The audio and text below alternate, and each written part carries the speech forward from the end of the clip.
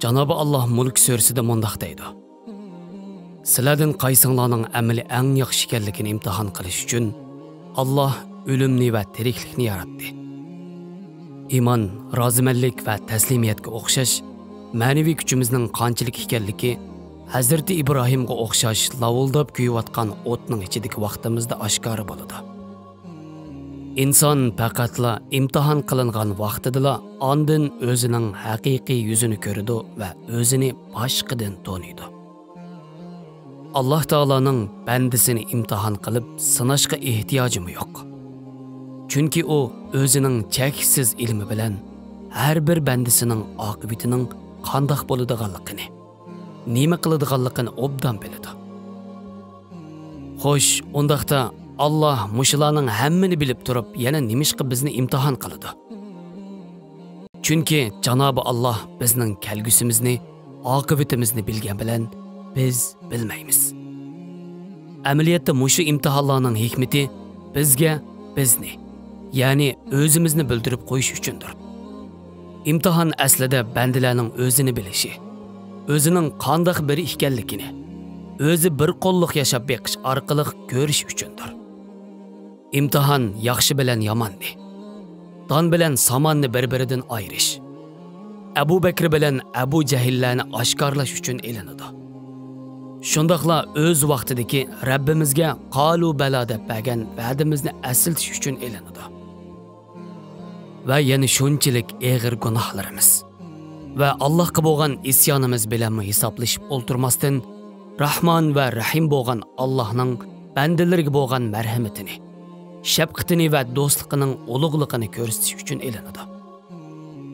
Ahmad Rufai Hazratlari o'z o'g'liga nasihat qilib mundaq degan: "O'g'lim, bilamsan, Alloh dunyoni yaratdi. Uningda qiyinchilik, xatolik, balo, musibat makoni barpo qildi. Ondan yaxshi kishilar bilan yomon kishilarni bir yerga akeldi. Uningdan keyin so'ygu ahlini va oshiqlar safarining qahramonlarini olib keldi.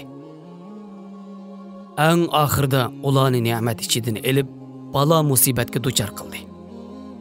Buning hikmati bo'lsa, kimlarning balo musibatlik vaqtlaridami Allohga qulluqini davom qila oladigan, qilolmaydiganligini. Ya'ni kimlarning faqat ne'mat berilgan vaqtda Allohga qulluq qiladiganligini yoki bo'lmasa Rabbidan yuz o'rib Allohga bo'lgan qulluqini tashlaydiganligini ayirish uchundir. İmtihon ba'zida elish bilan, ba'zida berish bilan, ba'zida kasal bilan, ba'zida sog'lik bilan, ba'zida jon bilan, ba'zida jonon bilan bo'ladi. Janobi Allah bu haqda mundaq deydi: "İnsanlar iymon etdik deb qo'yish bilan sinalmay tark etilamiz deb o'ylamdi." Amaliyotda imtihon mazgilida har bir odamning ichi va teshi oshkora bo'ladi. Rostchilar bilan yolg'onchilar imtihon soyasida haqiqiy oshkora bo'ladi. Oltin o't ko'ydirilib tanlanadi. Iymoniga sodiq kishilar dard va balo musibatlar ichida pishib yetilib tavlanadi. Amaliyotda Allah bandalarni imtihon qilayotgan vaqtida mushu imtihonlarning ichiga ko'plagan hikmatlar yushirilgan bo'ladi. Az aylama, shafqatingni ahli darddan, dar haqiqat qilgin meni ahli musibatdan degan Fuzulilar. Musibatlar yomg'ir kabi yoqqanda osmondan, uningga boshini tutganning ismidir oshiq degan Ashraf o'g'li Rumiylar.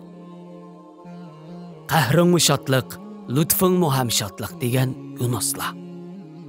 Mana bular hikmatdan nasivisini olgan, haqning suyida iqib, o'tida kuyishni bilgan kishilardir. Dardlik imtihon kunlarida haqiqiy mu'minga yarashadigani sabr, sukut va tavakkul ichida kutishdir. Chunki har bir ish bir hikmat sababli yuz beradi. Ba'zida oldirang'u va sabrsizligimiz biz tortgan dard va musibatlarning hikmatini ko'rishimizga to'sqinlik qilib qo'ydi. Mushu haqda Hazrati Mavlona mundaq deydi: "Ilohiy taqdiring sababli tortgan dard, alam, musibatlaringni insonlarga shikoyat qilish amaliyotda do'stni dushmanga shikoyat qilganingga o'xshaydi." imtihon yoki gunohlarimizdan poklanib olishimiz uchun berilgan musibatlar to'g'risida atrofidagilarga shikoyat qilish, faryod chekish, hamma yerda mushu ishning g'aybatini qilish amaliyotda bizning eng hurmatlik ulug' Allohning g'aybatini qilganimizga o'xshashdir. Har jafoga, har musibatga xafa bo'lib, ochiqlanib, hatto adovat tutsan. Lekin surtilmasdan qandoqmi aynakdek parqiray olaysan. Ayyub alayhisalom bir kuni sirt ishlayotganida tuyuqsiz qattiq bir yer tavrash bilan uylar yiqilib, bolalari o'rilib ketgan uylarning ostida qilib jon berdi. Uylarning ostidan faqatla ayoli sog' chiqdi.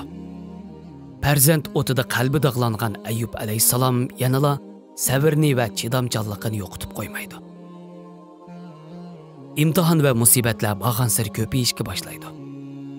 Ayyub aleyhisselam bir günü atigen uyg'onganida badanining ba'zi yerlarining yiringdab ketganligini ko'rdi. Bu yiringlar kundan kunga yo'g'inab, butun badanlarini qoplaydi. Hatto Ayyub aleyhisselamning kesiliga yurtidagi danglik usti tebiblar avatgan dorilarmi shifo qilmaydi. Ammo Ayyub aleyhisselam og'ir kesiliga nisbatan qilchimi shikoyat etmaydi. Aradan 18 yil o'tib, amdilikda Ayyub aleyhisselamning yori qaplab ketganlikdan badanini ko'rgili bo'lmagadek holga keldi. Bu jarayonda Ayyub aleyhisselamning do'st yoralari birdan onu tashlashga boshlaydi. Bir insonning beshiga kelish ehtimoli bo'lganligi har qanday falokat va musibat uning beshiga keladi. Gerçi uning beshiga shunchalik og'ir musibatlar kelgan bo'lsa-mu, biroq u xuddi sog' vaqtidagidekla Allohdan bir g'erishma yiroqlashmaydi. Uningga bo'lgan sadoqatini va ishonchisini qat'iy yo'qotib qo'ymaydi. Keyingi kunlarda badanidagi yoralari texmo kengayib ketdi-ki, hatto tili va yuragiga yetib bordi. Dal shu vaqtda Ayyub alayhisalom qo'lini egiz ko'tarib, Rabbiga yalvorib duo qildi. Ey Rabbim, sendan nima kelsa xushlik bilan keladi. Lekin bu kasallik amdilikda tilim va yuragimga yetib bordi. Bundaq ahvolda tilim va qalbim bilan seni zikr qilolmaslikdan qo'rqaman. Ey shifo berguvchi Alloh, shiforingga muhtojman. Janobi Alloh qo'lining qilgan savridan haqiqatan mamnun bo'lgan edi.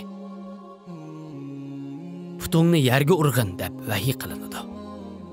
Ayyub alayhisalom bar kuchi bilan putini ko'tarib yerga urdi-da, yerning ostidan süp-süzük buloqqa o'xshash suv bulduqlashga boshlaydi. Ayyub alayhisalom o'rnidan turib, shu suv bilan yuyunadi. Suvning ta'sirida yoralari birdamdila qurib yo'qashga boshlaydi. Ayyub alayhisalom putini qaytadan yerga yana birini urdi. Ikkinchi qatim bulduqlab chiqqan suv bilan qong'ich ichidi. Shuning bilan ichidagi dardlari shifo topadi. Eg'ir bir imtihondan sabr va sadoqat bilan o'tish orqali hammaylanga ulgu bo'lgan Ayyub alayhisalom amdilikda butunlay ilgirkidek sog' holatiga qaytdi. Allohning rahmati bilan sog'ligiga qo'shilib, ilgirki mol dunyo, boyliqlari, yoshlik qomati uningga mukofot sifatida qaytadan beriladi.